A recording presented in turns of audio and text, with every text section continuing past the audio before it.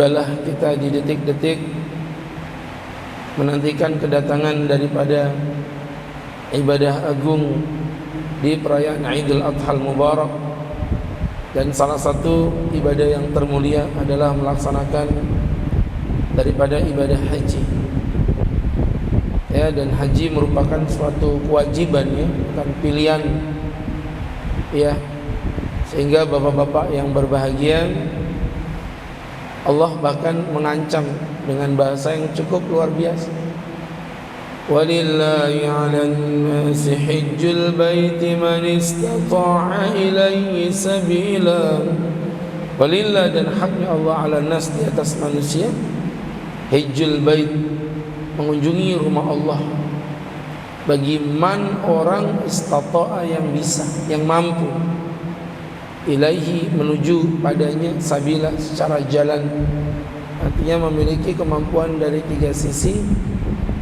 Yang pertama, kemampuan secara finansial. Yang kedua, kemampuan secara fisik. Dan yang ketiga adalah kemampuan secara keamanan, ya. Jadi bapak-bapak yang dimuliakan Allah Subhanahu wa ta'ala. Dan bahkan di hadis Nabi juga mengancam dengan sebuah ungkapan, man mata walam yahud, siapa yang mati dan dia belum berhaji, falyamut, maka matilah engkau, kata Nabi, insya'a yahudiyan wa insya'a nasraniyan. Ya, mati dalam kondisi Yahudi maupun mati dalam kondisi Nasrani. Tentu kita tidak berharap begitu, ya, bahwa kita mati baik Yahudi maupun Nasrani. Kita pengennya mati dalam kondisi berislam, beragama. Ya, teman-teman yang dimuliakan Allah Subhanahu wa ta'ala. Nah, ketika kita diperintahkan untuk disyariatkan melaksanakan daripada ibadah haji, maka teman-teman yang dimuliakan Allah, minimal harus ada tekad di dalam diri kita. Ya, jadi ketika itu kan ada syarat untuk mampu. Nah, kalau memang kita dalam kondisi yang tidak memiliki mampu, ya, maka ada tekad yang disebut dengan azam. Karena azam ini penting, Pak. Ya, setidaknya itu menjadi bukti, ya, bahwa kita benar-benar pengen loh untuk melaksanakan ibadah haji. Bukan sekedar niat belaka, tetapi diiringi dengan sebuah ikhtiar.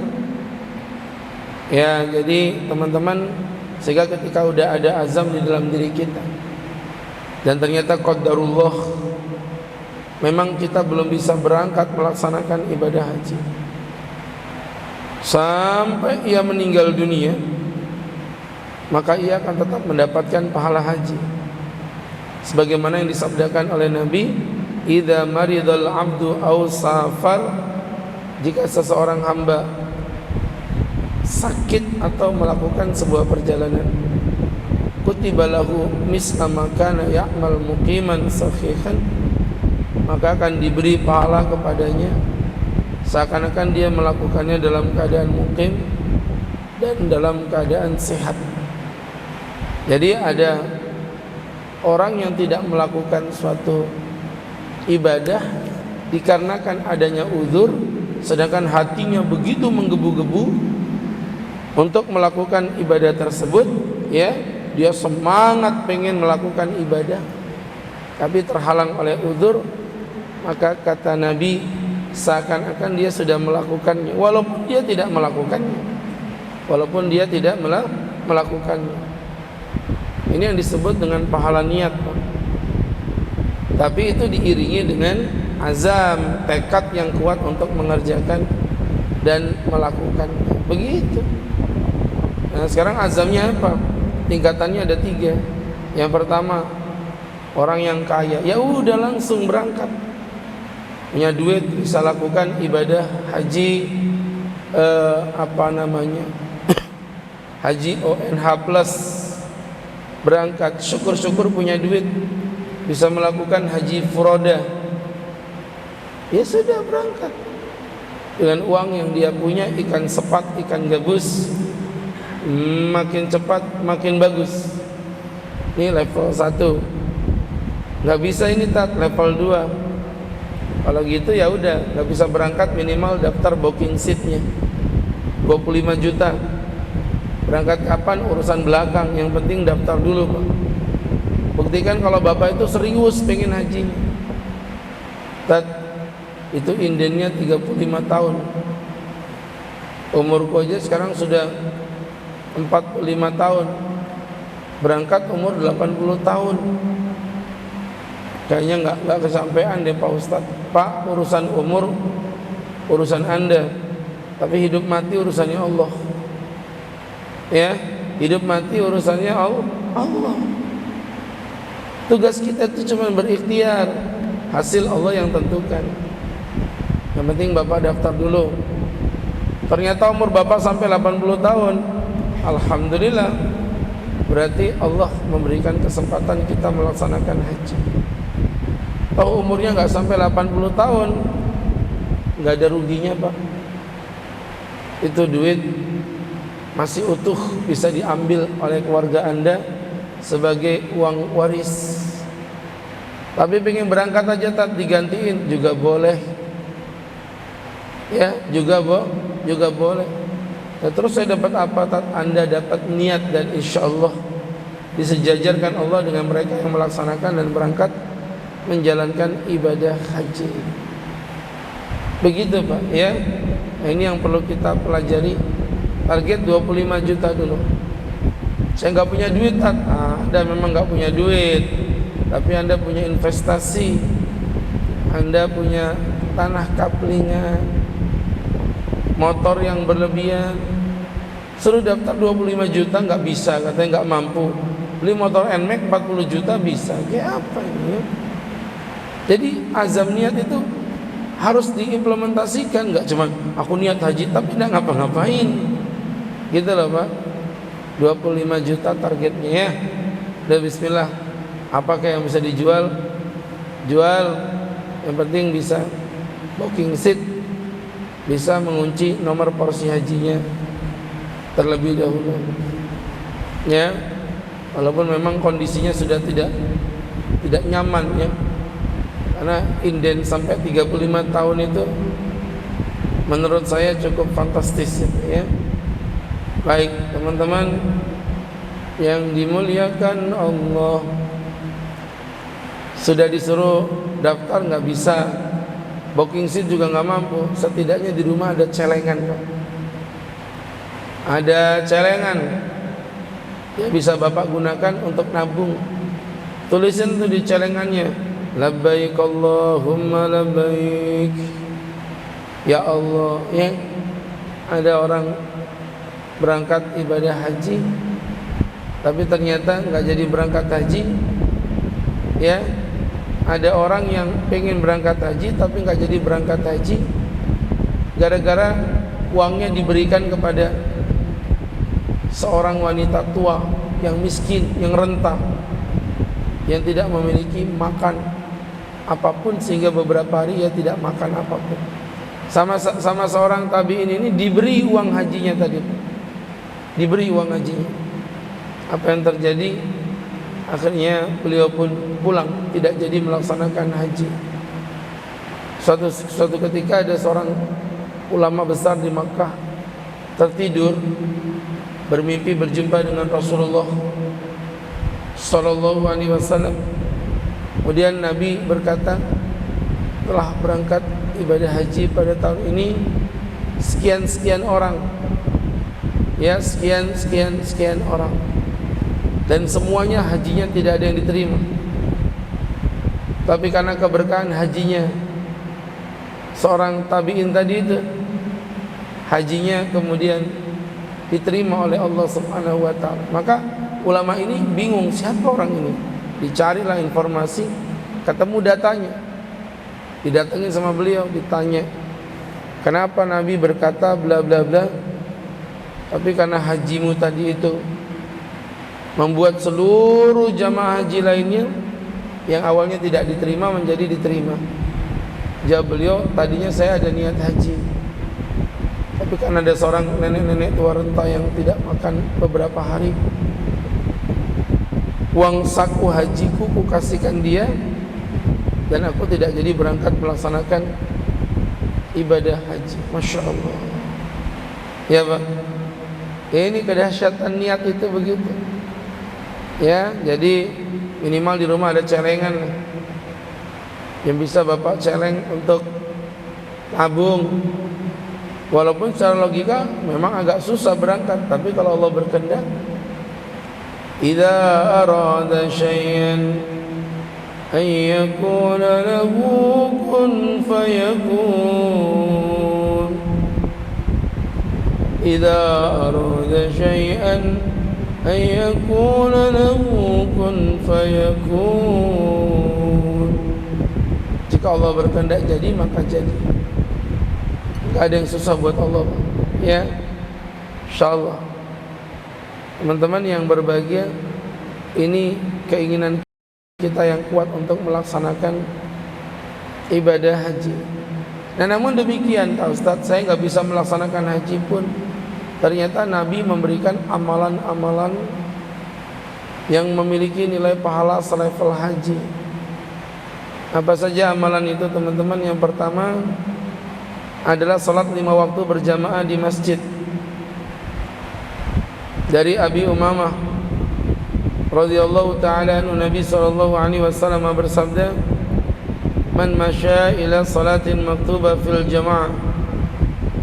Barang siapa yang berjalan menuju salat fardu dalam kondisi berjamaah, fayyaka hajjatin, maka seakan-akan dia melaksanakan ibadah haji. Wa man masya ila salati tatawwu'in, barang siapa yang berjalan menuju salat sunnah, fayyaka umratin nafilatin, itu seperti umrah sunnah. Hadis diriwayatkan Imam At-Tabarani. Jadi salat berjamaah ke masjid itu nilai pahalanya sama kayak Bapak melaksanakan haji. Nah, ini diamalin yang begini.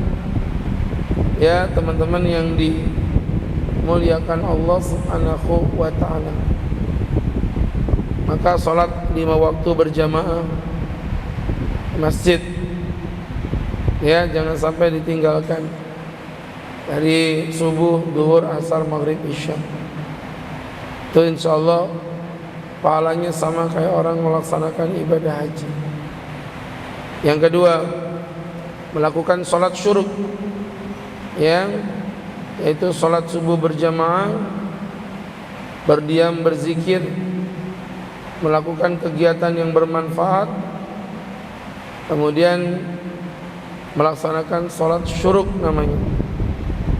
Di dalam hadis dikatakan, man shallal ghada fi jamaah, barang siapa yang melaksanakan salat subuh berjamaah, thumma qa'ada yadhkurullah, kemudian dia duduk mengingat-ingat nama Allah, hatta tatlu'us syams, sampai matahari meninggi, thumma shalla raka'ataini, kemudian dia salat sebanyak 2 rakaat, kanat lahu ka ajri hajjatin wa umratin, maka seakan-akan dia melakukan haji dan umrah.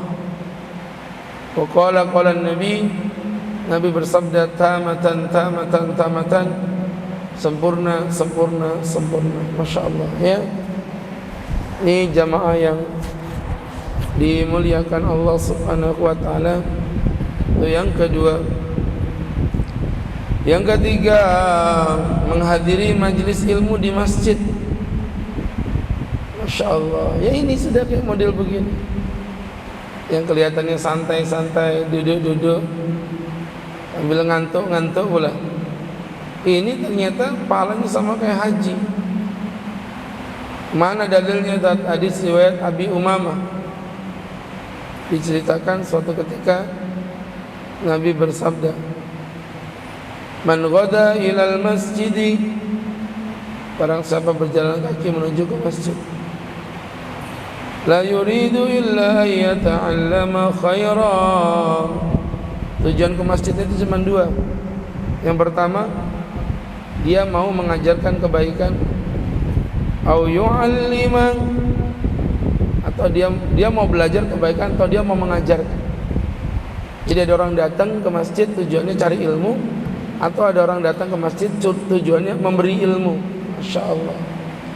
Kana lahu ka ajri hajin tamatan hajjatuhu, seakan-akan dia melakukan ibadah haji dengan pahala haji yang sempurna.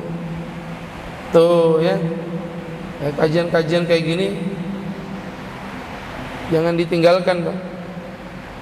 Ya, berangkat ke masjid tujuannya imma belajar atau mau ngajar, itu pahalanya sama kayak orang yang melaksanakan daripada ibadah haji. Kemudian membaca tasbih, tahmid dan juga takbir setelah sholat. Jadi bapak-bapak yang berbahagia, zikir-zikir yang ringan, zikir-zikir yang simpel saja. Tapi saya sering bilang, ringan di mata Anda belum tentu ringan di mata Allah. Sebagaimana yang berat di mata Anda pun belum tentu berat di mata Allah. Dari Abi Hurairah radhiyallahu taala anhu, ia berkata, ada orang-orang miskin datang menghadap kepada Nabi, istilahnya protes lah mereka, demo ya. Ya Rasulullah, orang-orang kaya itu mereka pergi membawa derajat yang tinggi dan kenikmatan yang dahsyat. Mereka sholat sebagaimana kami sholat, kalau ini bisa kami ikuti. Mereka puasa sebagaimana kami puasa, ini bisa kami kerjakan. Namun mereka memiliki kelebihan harta sehingga mereka bisa berhaji, mereka bisa berumrah, mereka bisa melakukan ibadah-ibadah yang seperti ini. Mereka bisa berjihad dan juga bisa bersedekah. Lantas Nabi bersabda, apa kata Nabi Muhammad SAW? Mau enggak kalian aku beri suatu amalan yang dengan amalan tersebut kalian akan mengejar orang-orang yang mendahului kalian, dan dengannya dapat terdepan dari orang-orang setelah kalian. Artinya orang kaya itu pun bisa kau lampaui sebenarnya, ya. Jadi teman-teman yang dirahmati Allah, apa itu ya Rasulullah? Kata Nabi, kalian bertasbih subhanallah dan bertahmid walhamdulillah wa la ilaha illallah, serta bertakbir Allahu Akbar. Dilakukan setiap akhir sholat sebanyak 33 kali. Ya, dilakukan di akhir sholat sebanyak 33 kali. Subhanallah, subhanallah, subhanallah, subhanallah. Alhamdulillah, alhamdulillah, alhamdulillah, alhamdulillah. Allahu Akbar, Allahu Akbar, Allahu Akbar, Allahu Akbar. Ternyata yang kayak begini nih, Masya Allah ya. Amalan yang seringan ini teman-teman, ternyata diberi pahala seakan-akan melaksanakan ibadah haji.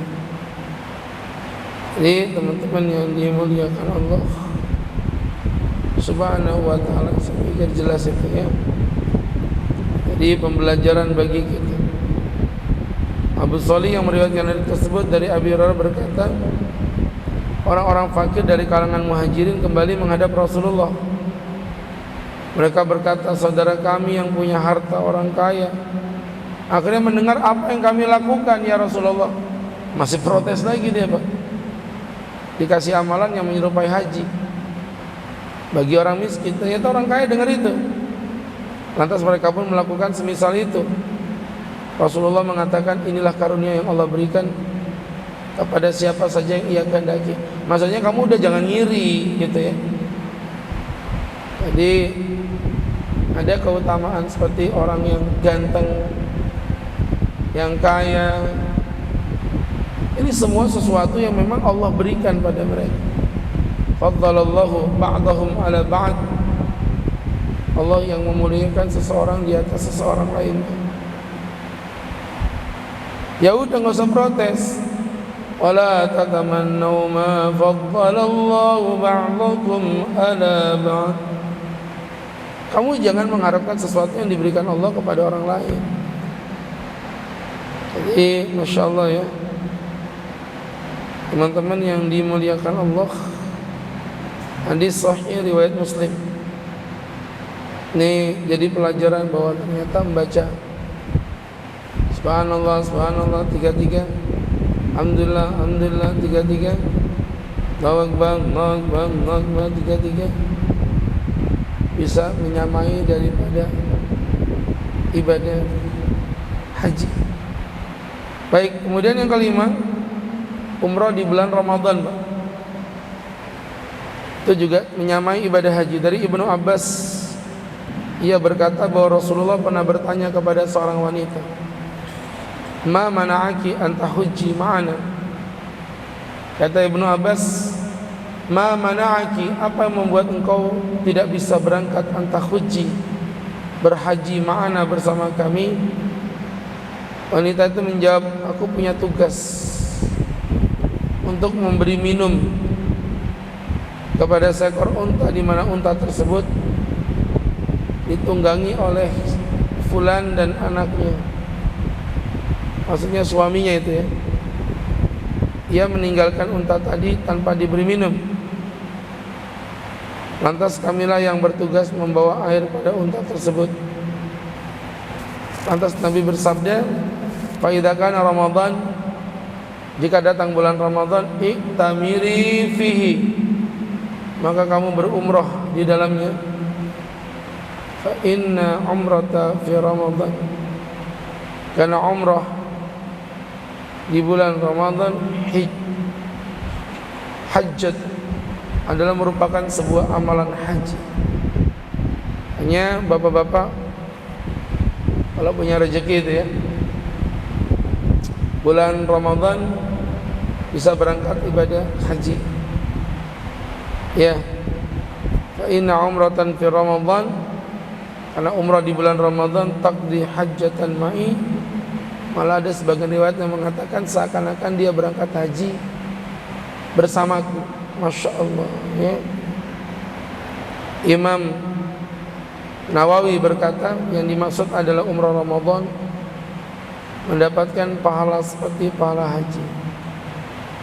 Namun bukan berarti umrah Ramadan menggugurkan kewajiban haji ya. Hati-hati, jangan nanti berpendapat ini sudah mencukupi haji kata Pak Ustaz, jadi udah umrah Ramadan aja. Bukan. Jadi teman-teman yang dimuliakan Allah, kemudian berikutnya adalah berbakti kepada orang tua, birrul walidain. Itu amalannya sama dengan amalan haji ya. Dari Anas bin Malik, ia berkata, "Ini astahil jihad wala aqdir alaih." Aku berkeinginan jihad, namun aku tidak memiliki kemampuan. Qala berkata, "Hal baqiya min walidayka ahad?" Apakah di antara bapak mamamu masih ada yang hidup? Qala na'am, ummi, ibuku. Qala fa'aqbil bibirriha, maka ucapkan atau hargai daripada kebaikan orang tuamu tadi, berbakti pada orang tuamu tadi. Fa idza fa'alta dzalika, jika engkau sudah melakukan hal tersebut, fa anta hajjun mabrur, maka kamu adalah orang yang berangkat haji dengan sempurna. Wa mu'tamirun, dan engkau orang yang berangkat umrah. Wa mujahidun, dan engkau adalah orang yang melaksanakan jihad. Wa idza radiyat anka ummuka, jika ibumu sudah ridha, fattaqillah, maka bertakwalah engkau kepada Allah Subhanahu wa ta'ala.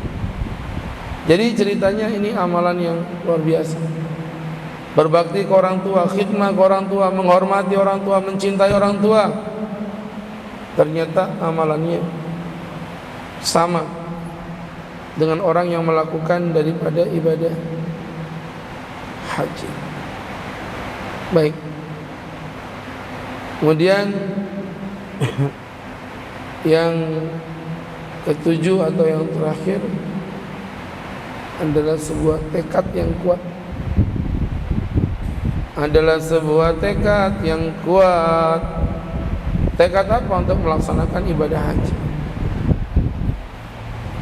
Seperti yang Ustaz sampaikan tadi ya, kepada teman-teman semua, bahwa azamnya itu Pak dikencengin,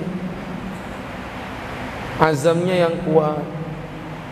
Kalau Bapak udah punya azam, terus tadi dilakukan, minimal daftar lah, minimal daftar ya. Kalau udah bisa daftar booking seatnya, setidaknya ini loh buktinya kalau ini serius. Ya Allah, ini pengen ke sana, tapi tidak dapat kunjung mendapatkan kuota misalnya untuk bisa melakukan ibadah haji, ya baru di situ kita berkata qadarullah. Ya berarti memang ini yang dikehendaki oleh Allah. Tapi kalau Bapak nggak ada ikhtiar, nggak mungkin, nggak bisa.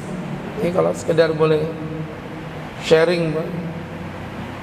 Dulu saya mondok itu di Gresik barengan dengan teman-teman yang di sana banyak petambak windu.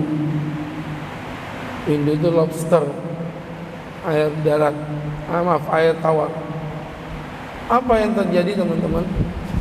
Pada berangkat tuh Pak, zaman Krismon, orang pada nggak punya duit, mereka tambah kaya.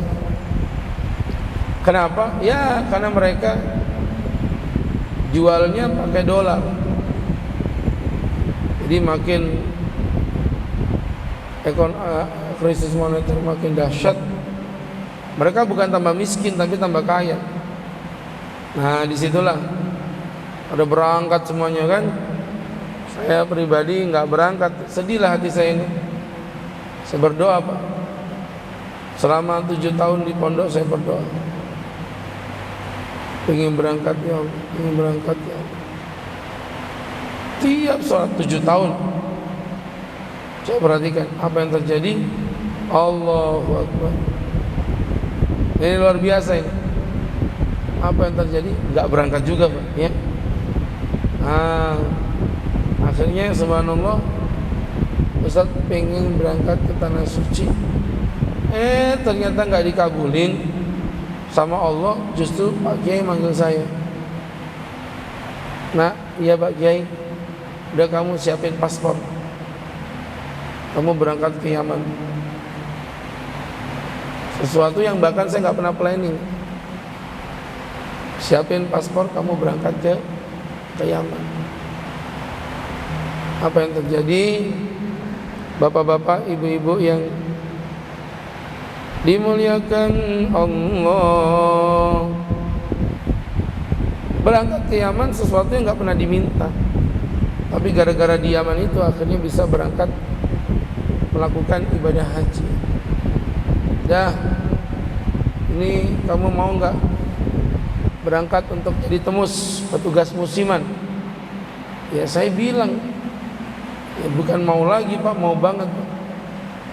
Udah berangkat digratisin, ya pulang disangui, pokoknya mantap lah begitu. Itu bapak ibu-ibu yang dimuliakan Allah Subhanahu wa ta'ala, tentu menjadi pembelajaran ya bagi kita bersama.